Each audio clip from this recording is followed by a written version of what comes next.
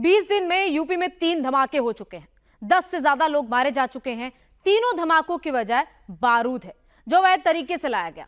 इस बारूद से नासिर शाह, भूरे खां और बन्ने खां पटाखे बना रहे थे। ऐसे पटाखे जिसके धमाके से कई घरों की छत तक उड़ गई। यूपी में बारूद की सप्लाई अचानक बढ़ गई है। आखिर ये बारूद आ कहां से रहे हैं? कैसे भूरे खां, बन्ने खां तक पहुंच रहा है? यूपी पुलिस के सामने चैलेंज बहुत बड़ा है।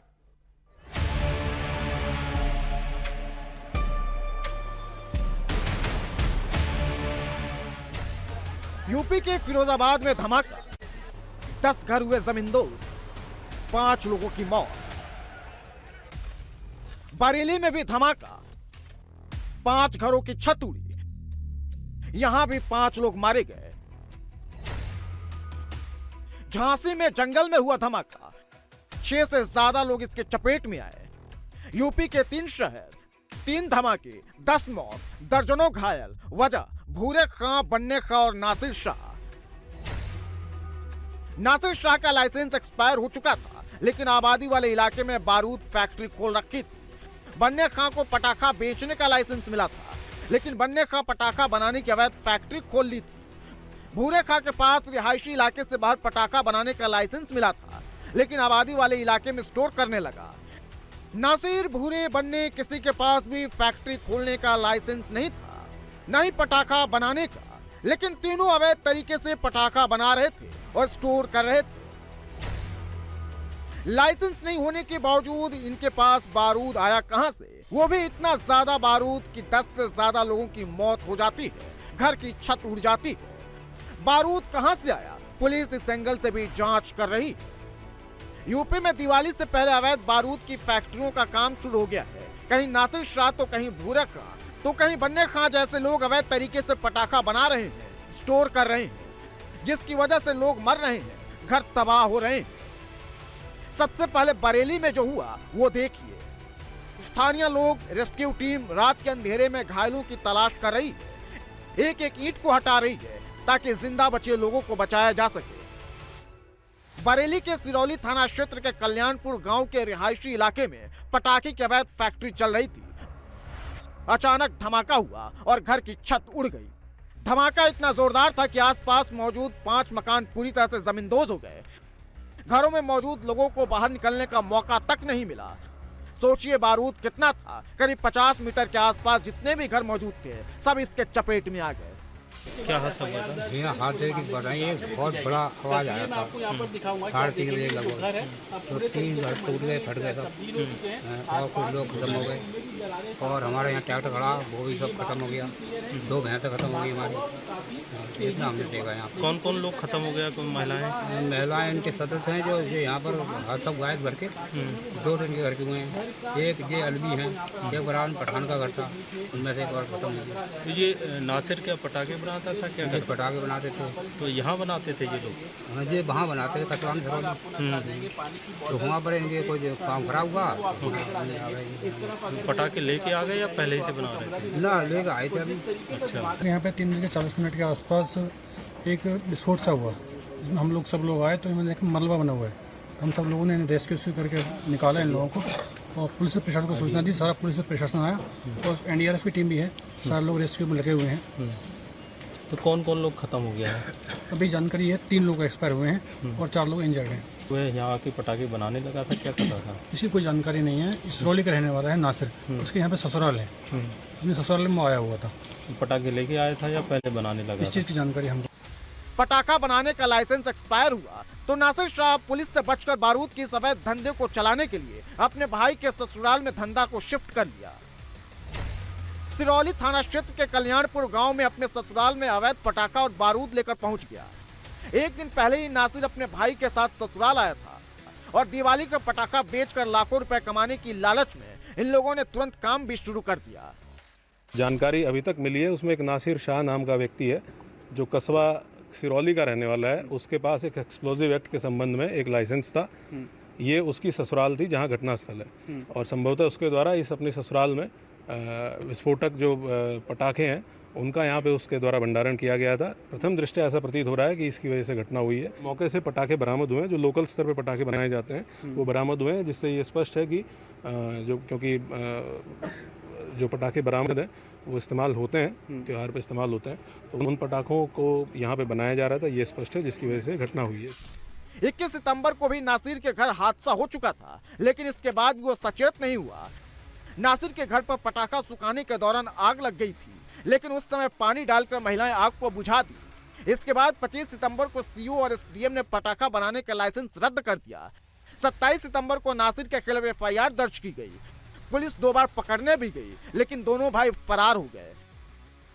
इसके बाद नासिर पटाखे की फैक्ट्री को अपने ससुराल में शिफ्ट कर दिया और वहीं से चलाने लगा। अगर पुलिस वाले नासिर के सिरौली स्थित घर से पटाखे को जब्त कर लेते तो आज 5 लोगों की जान नहीं जाती। उधर पुलिस नासिर और उसके भाई को तलाश रही है, तो इधर एक्शन पुलिस वालों पर भी हुआ है।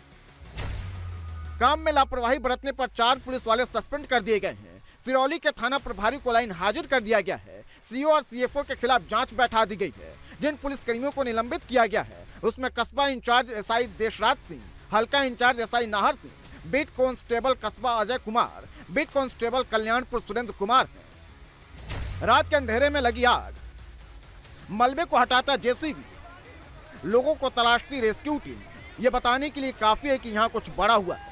यहाँ धमाका हुआ है, पटाखे की अवैध फैक्ट्री में विस्फोट हुआ है। धमाका इतना जोरदार था कि घर की छत उड़ गई, दीवार की एक एक ईंट बिखर गई। यहाँ भी करीब 20 किलो से ज्यादा के बारूद में धमाका हुआ है और सब कुछ खत्म हो गया। चारों तरफ चिखपुकार मच गई। 10 घर 1 सेकंड में ही जमींदोज हो गए। घर में आग लग गई, सब कुछ धू धू कर जलने लगा। लोग अपनों की तलाश में भागने लगे। जहां पहले घर हुआ करते थे उसे बारूद की फैक्ट्री ने मलबे का पहाड़ बना दिया। हम लोग खड़े हैं सिखवाबाद थाना क्षेत्र में। इस गांव में एक घर में जहां पटाखे का स्टोरेज कर रखा था वहां पर विस्फोट हुआ और विस्फोट के बाद जो अगल बगल के घर थे उसमें भी जो छत थी वो विस्फोट के प्रभाव से गिर गई। गोदाम इस जगह पर था। इस जगह का जैसा कि आप लोग जानते हैं कि किसी भी रिहायशी इलाके में किसी भी गोदाम को लाइसेंस नहीं दिया जाता है। इसके नाम पर एक स्टोरेज का इसको लाइसेंस दिया गया था मजिस्ट्रेट के द्वारा फायर सर्विस की रिपोर्ट पर, और वो इस जो गांव है गांव से थोड़ी दूर बाहर की जगह पर था। इस पर्टिकुलर जगह पर कहीं भी जहां पर रिहायशी इलाका रहता है वहां किसी प्रकार की गोदाम का लाइसेंस नहीं दिया जाता है। 17 सितंबर को रात 10 बजे धमाका हुआ। धमाके में 5 लोगों की मौत हो गई, 6 लोग घायल हो गए। रिहायशी इलाके में अवैध तरीके से पटाखे का स्टोरेज करने वाला भूरेखा मौके से फरार हो गया, लेकिन योगी की पुलिस से भूरेखा ज्यादा दिन तक बच नहीं पाया। 24 घंटे के अंदर ही भूरेखा और कल्लू का हाफ एनकाउंटर हो गया और उससे पुलिस धर दबोची। पुलिस मुठभेड़ में गोली भूरेखा के दाहिने पैर में लगी। अब ये जब भी पटाखे के कारोबार के बारे में सोचेगा इसे अपना अपराध याद आएगा। पहले फिरोजाबाद, फिर झांसी और अब बरेली। आखिर उत्तर प्रदेश में बारूद कहां से आ रहा है? कहां से इन अवैध बारूदों को ला करके बाकायदा फैक्ट्रियों में, पटाखों में इस्तेमाल किया जा रहा है? उत्तर प्रदेश पुलिस अब जल्द ही बड़े पैमाने पर जांच शुरू करने वाली है। जांच उन सभी फैक्ट्रियों की भी होगी जहां पर पटाखे का निर्माण किया जाता है। और इसी को देखते हुए यूपी पुलिस ने उत्तर प्रदेश की LIU को निर्देश दिया है कि जल्द ही सभी पटाखों फैक्ट्रियों की जानकारियों को अपडेट किया जाए।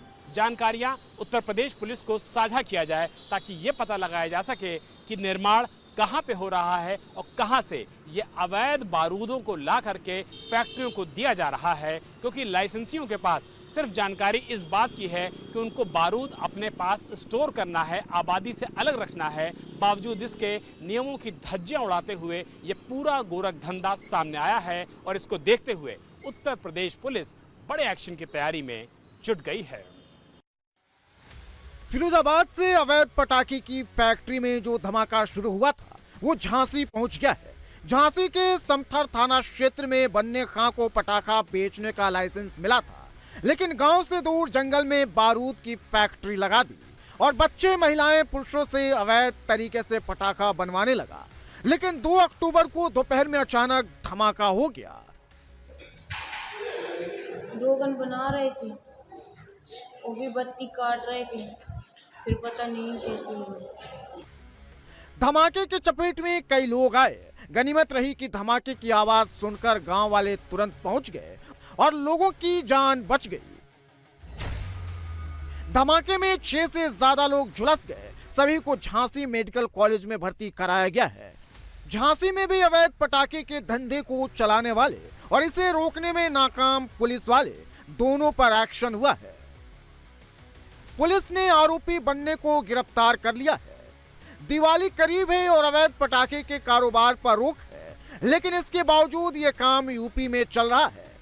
इसकी खबर सीधे योगी आदित्यनाथ तक पहुंच गई है और जिस थाना क्षेत्र में चौकी में अवैध पटाखे की फैक्ट्री का खुलासा हो रहा है, उन पुलिस वालों को सीधे सस्पेंड किया जा रहा है। समतर थानाध्यक्ष अजमेर सिंह भदौरिया को लाइन हाजिर कर दिया गया है, तो मोट सीओ हरिमोहन सिंह के खिलाफ जांच बैठा दी गई है। हल्का प्रभारी दरोगा मिथिलेश कुमार, सिपाही राकेश कुमार और रोहित को सस्पेंड कर दिया गया है। योगी का मैसेज साफ है, अपराध और अवैध कामों के प्रति जीरो टॉलरेंस की नीति से जो काम करेगा उसकी नौकरी बचेगी। अपराध और अपराधियों के प्रति जो ढिलाई बरतेगा उस पर गाज गिरनी तय है। लोग अवैध तरीके से पटाखों का निर्माण कर रहे हैं, उनको गलत तरीके से अपने पास रख रहे हैं। सरकार इसको लेकर ऐसा गंभीर है क्योंकि कल 3 लोगों की मौत भी हुई है इस पूरे मामले में। आप लोग आने वाले दिनों में से कार्रवाई करेंगे, वो इंश्योर करेंगे कि जो लाइसेंस मिला है लोग उसी का अनुपालन करें। देखिए, निश्चित रूप से सरकार पूरी तरह सजग है, संवेदनशील है कि जो विधिवत इस तरह के लाइसेंसी हैं वही लोग आबादी से दूर अपना भंडारण करेंगे, मैन्युफैक्चरिंग करेंगे, लेकिन जो भी मानक है उसका अनुपालन सुनिश्चित करेंगे। उसके बावजूद भी उन नियमों को तोड़ते हुए, नियमों को धतात बताते हुए जो भी लोग इस तरह के काम में लिप्त हैं उनके खिलाफ कार्रवाई की गई और आगे भी कठोर कार्रवाई की जाएगी। इसमें बरेली हो या फिर फिरोजाबाद, योगी की नजर यूपी के चप्पे चप्पे पर है। यूपी में न तो अपराधी और न ही अपराध की कोई जगह है।